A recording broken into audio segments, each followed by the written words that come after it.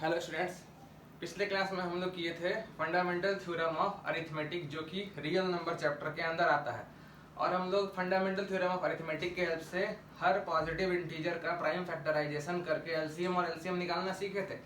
हम आपको ये भी बताए थे कि फंडामेंटल थ्योरम ऑफ अरिथमेटिक का दो मेजर एप्लीकेशन है। एक इरेशनल नंबर्स को इरेशनल प्रूव करने के काम आता है, और दूसरा कौन सा रैशनल नंबर का डेसिमल एक्सपांशन टर्मिनेटिंग होगा या नॉन टर्मिनेटिंग होगा, ये बताने में हम लोग को हेल्प करता है। तो ये जो वीडियो है मेरा, ये वीडियो पूरा फोकस करेगा मेरे पहले एप्लीकेशन पर, मतलब we have to prove the irrationality of all the irrational numbers. ठीक है, तो हम अपना क्लास स्टार्ट करते हैं इरेशनल नंबर्स के साथ। मतलब आज का मेजर हमारा फोकस होगा रैशनल एंड इरेशनल नंबर्स। बहुत ही इंपॉर्टेंट टॉपिक है। Our today's topic is rational and irrational numbers.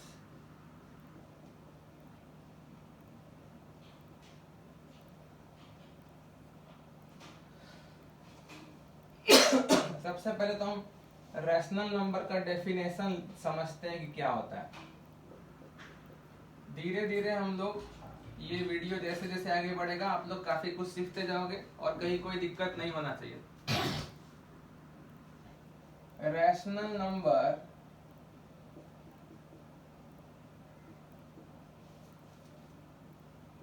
are those numbers, rational number are those numbers that can be expressed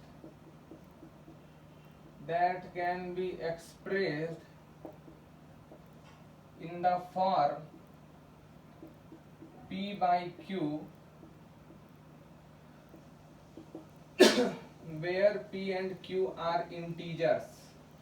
integer समझते हो ना, where p and q are integers and q is not equal to 0। Integer का मतलब हो गया positive, integer का मतलब हो गया 1 2 3 4 5 6 नेचुरल नंबर सब। निगेटिव इंटीजर का मतलब हो गया -1 -2 -3, मतलब सारे नेचुरल नंबर का निगेटिव। जीरो भी एक इंटीजर होता है, जैसे 0 1 2 3, ये सब कैसा इंटीजर होगा? पॉजिटिव भी नहीं होगा, निगेटिव भी नहीं होगा, इसको नॉन निगेटिव बोलते हैं। नॉन निगेटिव का मतलब निगेटिव वाला इंटीजर नहीं होगा, लेकिन पॉजिटिव वाला भी हो सकता है और जीरो वाला भी हो सकता है। अब इसमें जैसे एग्जांपल देखो, एग्जांपल्स आर 2/7 ले लो, -4/13 ले लो, 6/17 ले लो, एटसेट्रा। ये सब में देखो p/q फॉर्म है, p/q। इनफैक्ट अगर एक नंबर खाली 5 लिख लो, खाली अगर 5 लिख लो, 5 भी रैशनल नंबर ही होगा, क्योंकि 5 को हम लिख सकते हैं 5 डिवाइडेड बाई 1। तो ये भी p/q फॉर्म, p/q। और ऊपर सब जगह देखो इंटीजर है, भले यहाँ निगेटिव इंटीजर हो, उससे कोई मतलब नहीं है। डिनोमिनेटर जीरो नहीं होना चाहिए। डिनोमिनेटर जीरो अगर होता है तो फिर ये पूरा टर्म अनडिफाइन हो जाएगा। तो ऐसे नंबर्स जिनको तुम p/q फॉर्म में लिख सकते हो, जहां p और q दोनों इंटीजर्स होंगे, चाहे पॉजिटिव चाहे निगेटिव, बस q जीरो ना हो, तो वैसे नंबर को हम लोग रैशनल नंबर बोलते हैं। और जो p/q के फॉर्म में नहीं लिखा पाता है, उसको हम इरेशनल नंबर बोलते हैं। उसका भी डेफिनेशन लिख लेते हैं।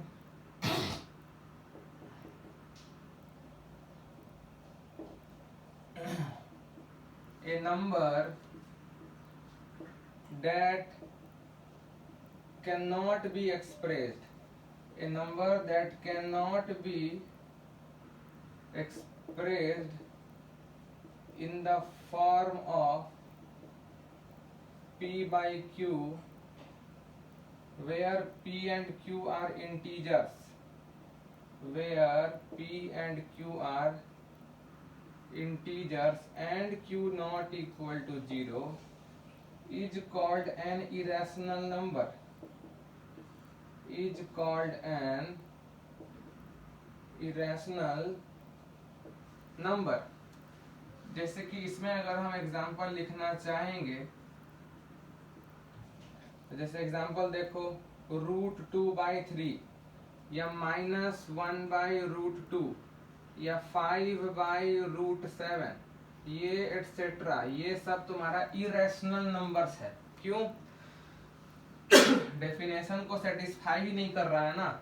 p/q के फॉर्म में तो है, लेकिन नीचे इंटीजर है, पर √2 कभी इंटीजर नहीं हो सकता है। इनफैक्ट यहाँ पर अगर सिर्फ √3 भी लिखा हुआ है, या सिर्फ √2 भी लिखा हुआ है, या सिर्फ √5 भी लिखा हुआ है, तो ये सारे इरेशनल नंबर्स हैं। क्योंकि √3 को तुम √3/1 लिख सकते हो, √2/1, √5/1। नीचे सब में देखो तीनों में इंटीजर है, लेकिन ऊपर तीनों इंटीजर नहीं है। अगर ऊपर और नीचे दोनों इंटीजर नहीं होगा तो फिर ऐसे नंबर को हम इरेशनल नंबर बोलते हैं। आज का हमारा जो टॉपिक है वो इरेशनल नंबर्स को फंडामेंटल थ्योरम ऑफ अरिथमेटिक के हेल्प से इरेशनल प्रूफ करना सिखाएगा हमको। जैसे √2 को प्रूफ करना है, इरेशनल है। √3 को प्रूफ करेंगे हम लोग, इरेशनल है। √5 को प्रूफ करेंगे हम लोग, इरेशनल है। इसके लिए हम लोग को अभी एक थ्योरम देखना होगा, ये तुम नोट कर लो। उसके बाद नेक्स्ट थ्योरम पर अच्छे से ध्यान देते हैं।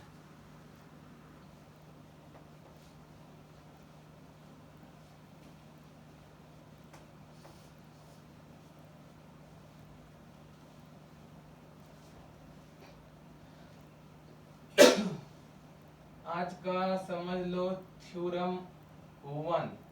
आज काफी थ्योरम आएगा, इसको देखो। Let P be a prime number, P एक प्राइम नंबर है, ठीक ना, प्राइम नंबर है, एंड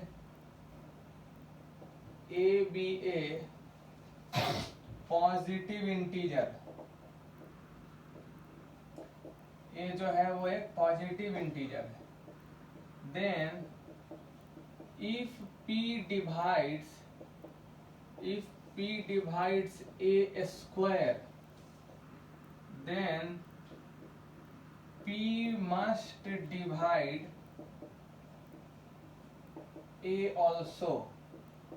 अब तुम लोग में से काफी लोग को थोड़ा हंसी आएगा ये सोच के कि ये तो सबको पता ही है। पता है, ऑब्वियस सा बात है। P से अगर A² डिवाइड हो जाएगा तो P से A भी डिवाइड हो ही जाएगा, ठीक है। जैसे 3 से 81 डिवाइड हो जाता है। 81 है किसका स्क्वायर? 9 का स्क्वायर। मतलब 3 से अगर 9 का स्क्वायर डिवाइड हो जाएगा तो ऑब्वियसली 3 से 9 भी डिवाइड हो ही जाएगा। जैसे तुम सपोज कर लो 16 का स्क्वायर क्या होता है? 256। तो 2 से 256 डिवाइड हो जाता है, मतलब 2 से 16 का स्क्वायर डिवाइड हो जाता है। तो ऑब्वियस सा बात है, जब 2 से 16 इंटू 16 डिवाइड हो जाएगा तो एक 16 भी तो हो ही जाएगा। 2 से अगर 16 का स्क्वायर डिवाइड हो सकता है तो 2 से 16 भी डिवाइड होगा ही होगा। वही ये थ्योरम बोल रहा है कि अगर P एक प्राइम नंबर है जिससे A² डिवाइड हो जाता है तो फिर P से A भी डिवाइड होगा ही होगा। इसको फंडामेंटल थ्योरम ऑफ अरिथमेटिक के हेल्प से देखो प्रूफ करते हैं हम लोग। सपोज प्राइम फैक्टराइजेशन, जो हम लोग पिछले वीडियो में पढ़े हैं, प्राइम फैक्टराइजेशन का मतलब प्राइम फैक्टर्स के प्रोडक्ट में तोड़ देना। Suppose prime factorization of the number A can be written as, मान लो A को लिखा गया P1 into P2 into P3 into P4 dot dot dot ऐसे Pn तक। ये सारे प्राइम फैक्टर्स हैं, जानते ही हो ना। किसी भी कंपोजिट नंबर को हमारा फंडामेंटल थ्योरम ऑफ अरिथमेटिक क्या बोलता है कि दुनिया में कोई भी कंपोजिट नंबर हो उसको तुम उसके प्राइम फैक्टर्स के प्रोडक्ट के फॉर्म में लिख सकते हो। तो ये सब जो है ना प्राइम फैक्टर्स ऑफ A है। Prime factors of A are, कौन कौन प्राइम फैक्टर है? P1, P2, P3, P4 dot dot dot Pn, ठीक है। से दिस इज इक्वेशन 1। जरूरी नहीं है कि सब अलग होगा, क्योंकि तुम देखे थे ना, जैसे 12 है, 12 को लिखेंगे ना 2 इंटू 2 इंटू 3, तो ये हो गया P1, ये हो गया P2 और ये हो गया P3। P1 और P2 सेम है ना, तो P1 P2 सेम हो सकता है, मतलब नॉट नेसेसरीली ऑल डिस्टिंक्ट, ऐसा कोई जरूरी नहीं है कि सारे अलग ही हो। ठीक है, ये प्राइम फैक्टराइजेशन में टूट गया, तो ए स्क्वायर क्या हो जाएगा, ए स्क्वायर हो जाएगा तुम्हारा ए इंटू ए, मतलब ये नंबर इंटू फिर से यही नंबर हो जाएगा। ठीक है, दैट इज ए स्क्वायर हो जाएगा तुम्हारा P1 का स्क्वायर, P2 का स्क्वायर, P3 का स्क्वायर, P4 का स्क्वायर, इसी तरह Pn का square. Now if P divides A square, और P प्राइम है, याद रखना P एक प्राइम नंबर है, ये P जो है एक प्राइम नंबर है। अगर P से ए स्क्वायर डिवाइड हो जाता है तो फिर P ए स्क्वायर का एक फैक्टर होना चाहिए, then P must be a prime factor of a square. ठीक है, but by uniqueness of fundamental theorem of arithmetic, fundamental theorem of arithmetic पिछले वीडियो में बताए थे क्या बोलता है, वो बोलता है कि किसी भी कंपोजिट नंबर का प्राइम फैक्टराइजेशन लिखा जा सकता है, और हर एक कंपोजिट नंबर का अपना एक यूनिक प्राइम फैक्टराइजेशन होगा, और ये प्राइम फैक्टराइजेशन किसी और कंपोजिट नंबर का नहीं हो सकता। और ए स्क्वायर का ये प्राइम फैक्टराइजेशन तो है, लेकिन ए स्क्वायर का प्राइम फैक्टर्स कौन कौन होगा, प्राइम फैक्टर्स तो अभी भी P1 P2 P3 P4 Pn ही होगा। P1 स्क्वायर भी फैक्टर है, अगर खाली हम P1 स्क्वायर पर फोकस करें तो P1 स्क्वायर भी ए स्क्वायर का एक फैक्टर होगा, लेकिन क्या P1 स्क्वायर प्राइम होगा, नहीं होगा। P1 स्क्वायर P1 से तो डिवाइड हो ही जाएगा, P1 स्क्वायर P1 से तो डिवाइड हो ही जाएगा। जब P1 स्क्वायर किसी और से डिवाइड हो जा रहा है, इसका मतलब ये कंपोजिट है, खुद प्राइम तो नहीं है। वैसे ही हम लोग कल देखे थे कि मान लो 120 है, तो इसको हम लिख सकते थे 2 का पावर 3 इंटू 3 का पावर 5, 3 का पावर 1 इंटू 5 का पावर 1। अब 120 के हैं तो बहुत सारे फैक्टर, 1 भी फैक्टर है, 2 भी फैक्टर है, 3 भी फैक्टर है, 4 भी फैक्टर है, 5 है, 6 है, 8 है, तुम्हारा बहुत सारा फैक्टर है। लेकिन इसमें से प्राइम फैक्टर कौन होगा, सिर्फ 2, 3 और 5, जो हमको प्राइम फैक्टराइजेशन से भी दिख रहा है। 120 का कोई भी प्राइम फैक्टर अगर पूछेगा तुमसे तो वो 2, 3 और 5 ही होगा। जैसे तुम 2 और 3 का कॉम्बिनेशन ले लो, मान लो 2 पावर 1 ले लो और 3 पावर 1 ले लो, तो 2 पावर 1 और 3 पावर 1 मिलके बन गया 6 इसका होगा फैक्टर, लेकिन वो प्राइम फैक्टर नहीं होगा, क्योंकि वो 2 और 3 से मिलके बना है। जो 2 प्राइम से मिलके बना है वो कभी प्राइम नहीं हो सकता है। वैसे ही अगर 120 का प्राइम फैक्टर पूछा जाए तो वो 2 होगा, 3 होगा और 5 होगा। सिमिलरली अगर इस बड़े से नंबर का प्राइम फैक्टर पूछा जाए तो वो या तो P1 होगा, या तो P2 होगा, या तो P3 होगा, या तो P4 होगा, या फिर Pn होगा। तो वही बोल रहा है, by uniqueness of fundamental theorem of arithmetic only P1 P2 P3 P4 dot dot dot Pn can be prime factors of a square। अब ये दोनों चीज को ध्यान से देखो, एक ये लाइन देखो ध्यान से और एक ये लाइन देखो। अगर P a स्क्वायर को डिवाइड कर रहा है स्टेटमेंट में है if p divides a square, तो फिर p जो है वो a स्क्वायर का प्राइम फैक्टर होगा, जबकि a स्क्वायर का प्राइम फैक्टर सिर्फ p1 p2 p3 p4 pn में से ही कोई हो सकता है। इसका मतलब कि ये जो p है वो इन्हीं में से कोई एक हो सकता है। एम आई राइट? 5 सेकंड सोचो हम जो बोल रहे हैं उस पर। p अगर a स्क्वायर को डिवाइड कर देता है, मतलब p a स्क्वायर का एक डिवाइजर है। डिवाइजर का मतलब एक फैक्टर है, और p है एक प्राइम नंबर, मतलब p अगर a स्क्वायर को डिवाइड करता है तो p a स्क्वायर के लिए एक प्राइम फैक्टर होगा, और a स्क्वायर का प्राइम फैक्टर सिर्फ p1 p2 p3 p4 p5 ऐसे करके pn तक ही हो सकता है। इसका मतलब ये दोनों स्टेटमेंट को अगर मिला के देखा जाए तो बोला जा सकता है कि ये जो p है वो p1 p2 p3 ऐसे करके pn तक जो नंबर्स हैं इन्हीं में से कोई एक होगा। ठीक है, इसका मतलब ये हुआ कि p1 p2 p3 p4 pn में से ही कोई एक है p। इसका मतलब कि यहाँ पर देखो a भी तो लिखा हुआ है p1 p2 p3 p4 dot dot dot pn तक, और इसी में से कोई एक है p। इसका मतलब p a को भी डिवाइड करेगा। p जो है वो a का भी प्राइम फैक्टर होगा। बात समझ रहे हो? तो ये दोनों स्टेटमेंट को मिला करके ये लिखा जा सकता है p must be one of p1 p2 p3 dot dot dot pn। और इस चीज को इसके साथ रिलेट करने का कोशिश करो। p1 p2 p3 p4 p5 pn तक में जितने भी प्राइम फैक्टर्स लिखे हुए हैं उनमें से कोई एक p है। इसका मतलब a का प्राइम फैक्टराइजेशन में p आ रहा होगा, और अगर a का प्राइम फैक्टराइजेशन में p आ रहा होगा मतलब कि a के लिए भी p एक फैक्टर होगा। और कैसा फैक्टर होगा? प्राइम फैक्टर होगा। मतलब अगर ये दोनों स्टेटमेंट को मिला के देखा जाए तो हम लोग को ये साफ पता चल रहा है कि p also divides a। बात समझ गए? So our this statement is logically proved।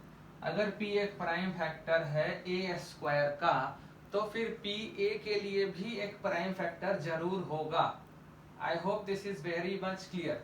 अब इस थ्योरम को हम लोग यूज करके देखो कुछ इरेशनल नंबर्स को कैसे इरेशनल प्रूव करेंगे, लेकिन ये स्टेटमेंट इंपॉर्टेंट है। ठीक है, बाकी तुम समझ रहे हो a का प्राइम फैक्टराइजेशन कुछ होगा ही, वो हम लिखे थे।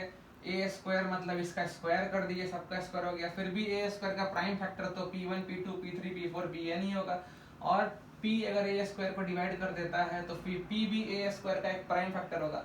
पर फंडामेंटल थ्योरम ऑफ अरिथमेटिक के हिसाब से a स्क्वायर का तो प्राइम फैक्टर सिर्फ p1 p2 p3 p4 ऐसे करके pn तक ही हो सकता है, जबकि p भी इसका प्राइम फैक्टर होने का दावा कर रहा है अगर p a स्क्वायर को डिवाइड करेगा तो। इसका मतलब p इनमें से कोई एक है, और इनमें से कोई एक अगर p है मतलब a के प्राइम फैक्टराइजेशन में भी p आ रहा है, और a के प्राइम फैक्टराइजेशन में अगर p आ रहा है इसका मतलब a का एक प्राइम फैक्टर p है। इसका मतलब p will divide a also. Okay,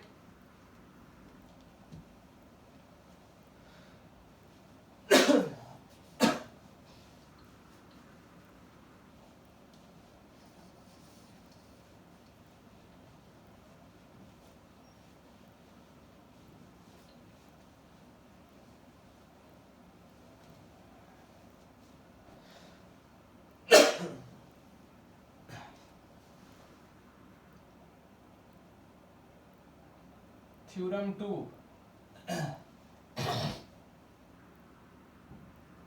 root 2 is an irrational number. ये तुम जानते ही हो, इसको याद रखना है। प्रूफ जानते हो कि नहीं जानते हो पता नहीं, आओ प्रूफ देखते हैं। प्रूफ करना है कि ये इरेशनल है ना, तो मान लेते हैं कि ये रैशनल है। Suppose we assume that root 2 is a rational number. Root 2 is a rational number. Suppose ये equation 1. Then root 2 must be written in the form P by Q, where P and Q are integers, where P and Q are integers and Q not equal to 0, implies √2 को लिखा जा सकता है P by Q, where Q not equal to 0 and P and Q are some integers. ठीक है, implies √2, हो सकता है P और Q में कुछ कॉमन फैक्टर आ रहा हो, जैसे ये 8/6 अगर हुआ 8/6 तो 2 से कटेगा ना, तो मान लो P और Q का 1 के अलावा कोई कॉमन फैक्टर है, उस कॉमन फैक्टर से काट के हम लोग लिखते हैं सपोज A/B। कैसे, ये कैसे हुआ, assuming that P and Q have some common factor other than 1, then we write P by Q as A/B by cancelling that common factor, by cancelling that common factor such that A/B cannot be reduced further.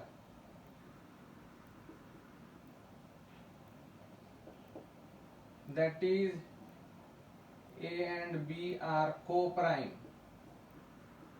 Co-prime का मतलब that is relatively prime. Relatively prime का मतलब that is A and B have no common factors other than 1. Have no common factors other than 1. ये कुछ ज्यादा खास नहीं किया, ये तुम समझ ही रहे हो, फ्रैक्शन को रिड्यूस करना कहते हैं ना, वही किए। P by Q में हमको लगा कहीं कुछ कॉमन रहा, तो जो भी मैक्सिमम कॉमन था, जानते ही हो P और Q में मैक्सिमम कॉमन क्या हो सकता है, दोनों का HCF हो सकता है, उस HCF से काट दिए। अब ये सिंपलेस्ट फॉर्म है, तो यहां से लिखा जाएगा A equal to √2B, square कर देंगे तो A square equal to 2B square. इसका मतलब ये हुआ कि 2 में B स्क्वायर मल्टीप्लाई करने से A स्क्वायर आता है, मतलब कि 2 must divide A square, 2 must divide A square. बात समझ रहे हो कैसे?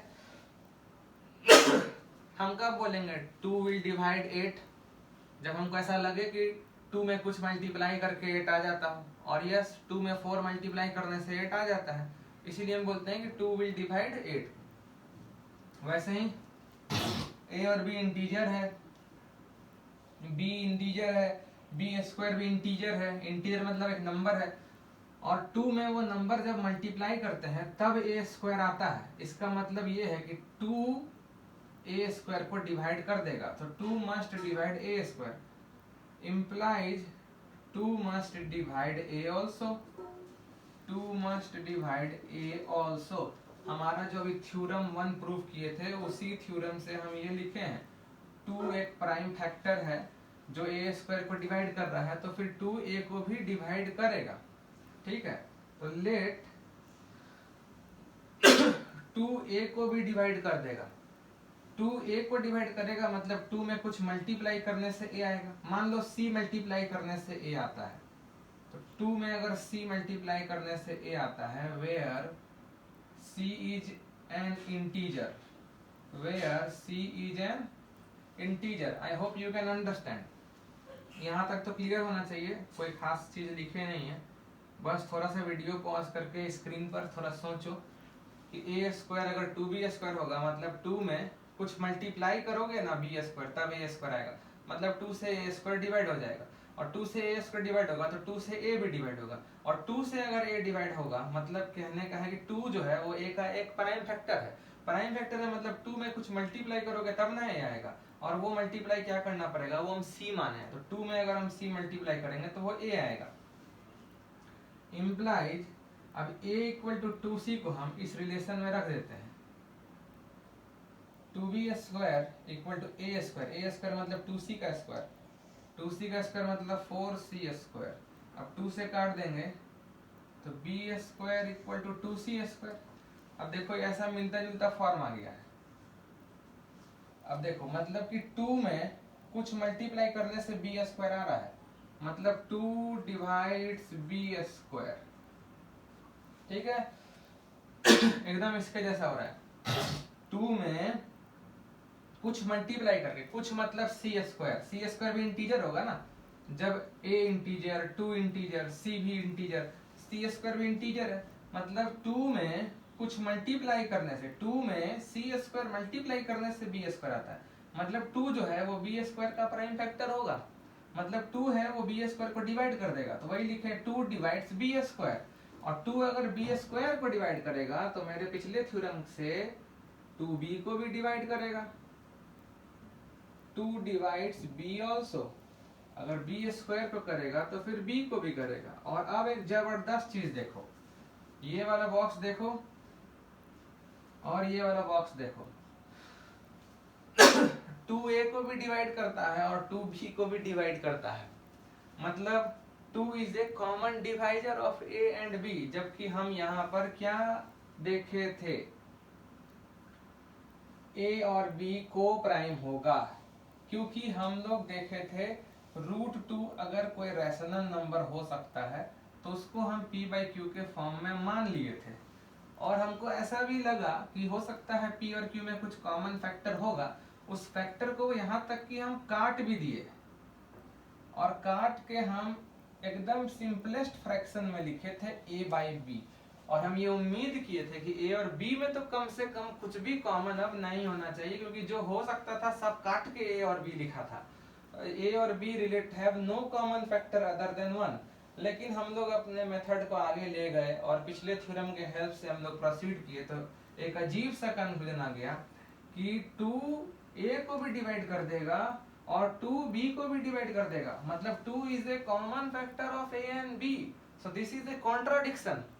हमारा सारा मेथड इसी चीज पर डिपेंड कर रहा था कि a और b में 1 के अलावा कोई कॉमन फैक्टर नहीं होगा, जबकि आ गया a और b का कॉमन फैक्टर 2b है। इसका मतलब जो हमारा ओरिजिनल एजम्पशन है, we assume that √2 is a rational number, ये एजम्पशन ही गलत है हम लोग का, बात समझे, मतलब कि √2 रैशनल है ही नहीं, our assumption was wrong, in fact √2 is an irrational number, ये बिल्कुल सही थ्योरम लिखा हुआ था, ठीक है। मतलब we arrive at contradiction, we arrive at contradiction and √2 is irrational, √2 rational हो ही नहीं सकता है। इसी तरह से तुम √3 को भी प्रूव कर सकते हो इरेशनल, √5 को भी प्रूव कर सकते हो, √7 को भी कर सकते हो, √3 को ऑलरेडी एनसीईआरटी में इरेशनल प्रूव किया हुआ है। एकदम सेम मेथड से तुम √5 को भी इरेशनल प्रूव कर सकते हो, बहुत ही इजी है। √3 को भी ट्राई करना, खुद से एनसीईआरटी मत देखना, √5 √7 जिसको माने प्रूव करने का तुम करो। बस फंडामेंटल थ्योरम ऑफ अरिथमेटिक से जो हम पहला थ्योरम लाए थे, p से a स्क्वायर अगर डिवाइड हो जाता है तो p से a भी डिवाइड हो जाएगा, बस उसी कंसेप्ट पर ये पूरा कैलकुलेशन बेस्ड है, और हम लोग एक कॉन्ट्राडिक्शन पर आ जाएंगे, और हम लोग जिसको रैशनल प्रूफ एज्यूम किए हैं वो रैशनल होगा ही नहीं, वो इरेशनल हो जाएगा, ठीक है।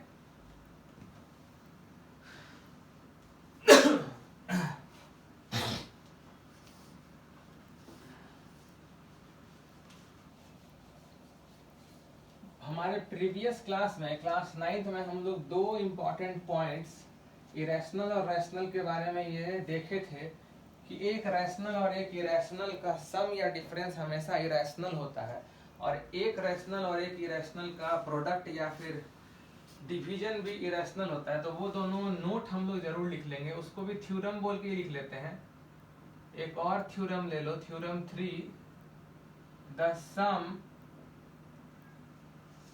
और डिफरेंस, द सम और difference of a rational and an irrational number, irrational number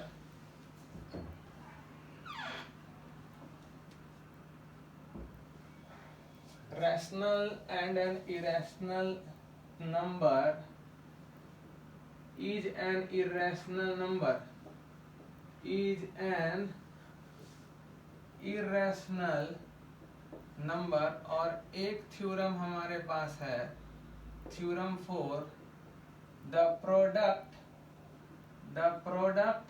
and quotient, quotient मतलब डिवीजन समझो, of a non zero rational, zero मत ले लेना, जीरो ले लोगे तो प्रोडक्ट ही जीरो हो जाएगा, तब तो प्रोडक्ट रैशनल ही आ जाएगा।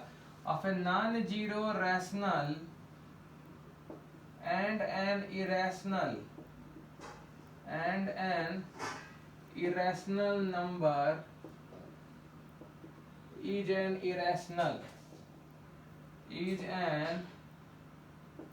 irrational number। ठीक है, इस दोनों थ्योरम से हम लोग अभी देखो काफी नए टाइप का एग्जांपल्स को कर सकते हैं जो एनसीईआरटी में तुमको मिल जाएगा। मान लो क्वेश्चन है prove that 5 minus root 3 is an irrational number। तो क्वेश्चन देख के काफी हंसी आ रहा होगा, अगर आ रहा है तो वेरी गुड, तुम क्लास बहुत बढ़िया सीख रहे हो, बहुत इजी है। इसको हम लोग दो मेथड से कर सकते हैं। मेथड वन तो एकदम ओरल है, we know that 5 is a rational number, we know that 5 is a rational number whereas root 3 is irrational। बोले थे ना इसको प्रूफ करने का कोशिश करना, whereas root 3 is irrational, then difference of 5 and root 3 must be irrational, implies 5 minus root 3 is irrational। ठीक है। मेथड 2 है कि वही कॉन्ट्राडिक्शन वाला, मान लेते हैं कि ये रैशनल है। Suppose 5 minus root 3 is a rational number, rational है तो कैसा फॉर्म होगा, p by q, जहां p और q इंटीजर होगा, where p and q are integers and q not equal to 0 obviously, that is 5 minus root 3 को हम लिख सकते हैं p by q। इसको थोड़ा रीअरेंज कर लेते हैं, तो 5 माइनस p by q इधर ले आओ, ये हो जाना चाहिए equal to root 3। Now this is really impossible. कैसे? ये रूट 3 इरेशनल होता है, रूट 3 हम देख चुके हैं, जैसे रूट 2 को प्रूव कर सकते हैं इरेशनल, इसको भी कर सकते हैं। p इंटीजर है, q इंटीजर है, इंटीजर बाय इंटीजर ये रैशनल है, 5 भी रैशनल है, रैशनल का डिफरेंस ये डेफिनेटली एक रैशनल है। तो रैशनल और इरेशनल बराबर कैसे हो सकता है? नहीं हो सकता है। देयरफॉर कॉन्ट्राडिक्शन, हम लोग एक कॉन्ट्राडिक्शन पर आ चुके हैं, और कॉन्ट्राडिक्शन किसके कारण हुआ होगा? इस चीज के कारण हुआ होगा। ये जो सपोज कर लिए हैं ना हम लोग, suppose 5 minus root 3 is a rational, यही गलत एजम्पशन है। Implies 5 minus root 3 is not rational, और जो रैशनल नहीं वो इरेशनल ही होगा। That is 5 minus root 3 must be irrational. I hope the topic is very much clear. एक और एग्जांपल देखते हैं। ये तो डिफरेंस वाला था, एक प्रोडक्ट वाला भी देख लेते हैं। तुम इस दोनों पॉइंट के हेल्प से भी कर सकते हो प्रूफ, और कॉन्ट्राडिक्शन से भी कर सकते हो। बोर्ड एग्जाम में कॉन्ट्राडिक्शन से करना तो फुल मार्क्स मिलने का चांस ज्यादा है। Prove that 3√2 is irrational. तो इस थ्योरम 4 से तो ये तुमको दिख जाएगा इरेशनल है, क्योंकि product of rational and irrational है, ठीक है। इसका भी दो सॉल्यूशन है। एक सॉल्यूशन तो हम लिख ही नहीं रहे हैं, जिसका जरूरत ही नहीं है। क्या? ये एक रैशनल है, ये एक इरेशनल है। √2 को इरेशनल अभी जस्ट प्रूव किए थे, और 3 को रैशनल तुम जानते हो। और product of a non zero rational and irrational is always irrational, so this is irrational by this theorem. और कॉन्ट्राडिक्शन से अगर हम करना है तो let us assume that 3√2 is a rational number, is a rational number p by q where q not equal to 0 and p and q are integers. p and q are integers, then 3√2 को लिखा जा सकता है p by q। अब √2 इधर रख लो और 3 को उधर ले जाओ तो p by 3q।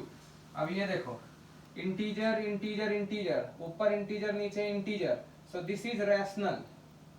This p by 3q is rational. और √2 को हम जस्ट प्रूव किए हैं इरैशनल। तो फिर से देखो, एक इरैशनल और एक रैशनल बराबर नहीं हो सकता है। Therefore we are at contradiction. We are at contradiction implies 3√2 cannot be rational. Cannot be rational implies 3√2 must be irrational number. I hope तुम वीडियो अच्छे से समझे हो। जाकर एनसीईआरटी रेफरेंस बुक जो भी तुमको बनाने का मन हो बना लो। एक ही बार में बैठना और बना के सारा क्वेश्चन उठना, बीच में उठना मत। Thank you.